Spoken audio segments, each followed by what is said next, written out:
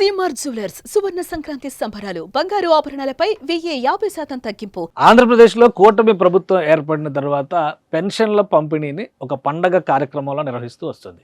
మొదటి నెల రోజులే ఎన్నికల హామీగా ఇచ్చినటువంటి పెండింగ్ 3 నెలల బకాయిలతో కలిపి పెంచినటువంటి పెన్షన్ 4,000 రూపాయలు ప్లస్ 3,000 రూపాయలు, మొత్తం 7,000 రూపాయలని స్వయంగా ఆంధ్రప్రదేశ్ ముఖ్యమంత్రి చంద్రబాబు నాయుడు ఒక గ్రామంలో ఇచ్చారు. అలానే మిగిలిన చోట్ల రాష్ట్ర డిప్యూటీ సీఎం, ఇతర మంత్రులు, ప్రజాప్రతినిధులు అందరూ దగ్గరుండి మరి పెన్షన్ల పంపిణీ చేశారు. ఇదే క్రమంలో చంద్రబాబు నాయుడు పెనుమాక గ్రామం, మంగళగిరి నియోజకవర్గంలో వచ్చేటువంటి పెనుమాక గ్రామంలో ఒక ఎస్టీ కాలనీకి వెళ్ళి ఈ పెన్షన్ల పంపిణీ కార్యక్రమాన్ని నిర్వహించారు. ఆ సమయంలో లబ్ధిదారులకి ఒక మాట ఇచ్చింది ప్రభుత్వం. ఆ మాట ఏంటి, అది నిలబెట్టుకునే విధంగా ప్రభుత్వం అడుగులు వేస్తుందా లేదా ఒకసారి విశ్లేషించేటువంటి ప్రయత్నం చేద్దాం.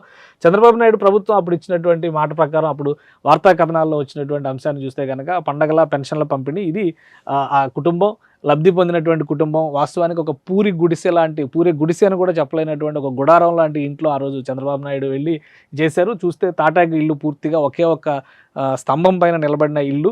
అది చూసిన తర్వాత ఆయన కూడా ఆవేదన వ్యక్తం చేశారు. వాళ్ళకి మీకు ఏం కావాలని అడిగితే సొంత ఇల్లు కావాలనేటువంటి అంశాన్ని ప్రస్తావించారు. ఇది 7,000 రూపాయల పెన్షన్ మొత్తాన్ని పెనుమాక ఎస్టీ కాలనీలో ఈ డిస్బర్స్మెంట్ అనేది, పంపిణీ అనేది జరిగింది. ఆ గ్రామంలో ఉన్నటువంటి రాములు నాయక్ కుటుంబానికి చంద్రబాబు నాయుడు ఆ రోజు ఇచ్చినటువంటి హామీ ఏంటంటే సొంత ఇంటి నిర్మాణం, సొంత ఇంటి కళని నెరవేరుస్తాం అనేటువంటి మాట ఇచ్చారు.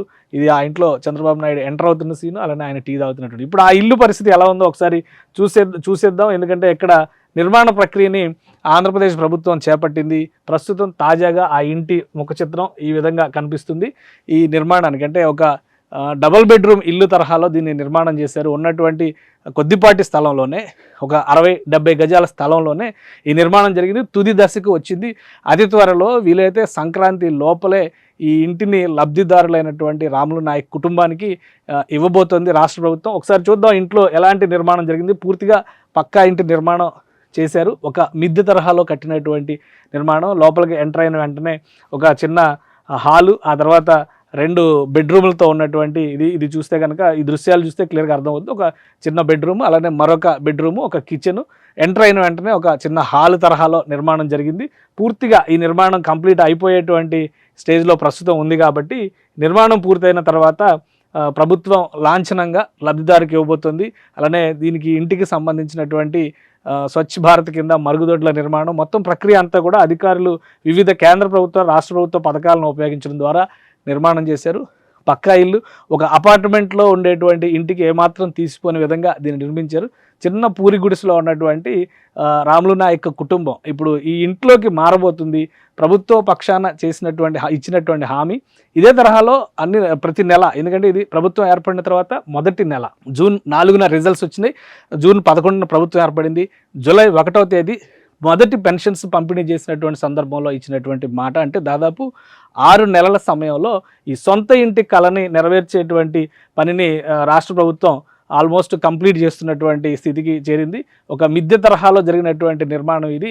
బహుశా సంక్రాంతి లోపునే గృహప్రవేశం జరిగేటువంటి అవకాశం ఉంది. పవర్ కనెక్షన్తో పాటు ఇంటర్నల్గా లోపల చేయాల్సినటువంటి ఫ్లోర్ వర్క్స్ అన్నీ కూడా కంప్లీట్ చేశారు.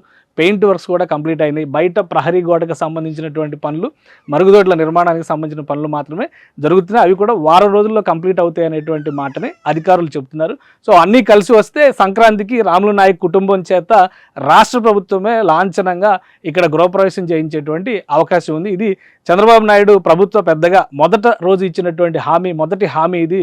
ఎన్టీఆర్ భరోసా పెన్షన్స్ స్కీమ్ అమలు చేసేటువంటి క్రమంలో ఇచ్చినటువంటి హామీ.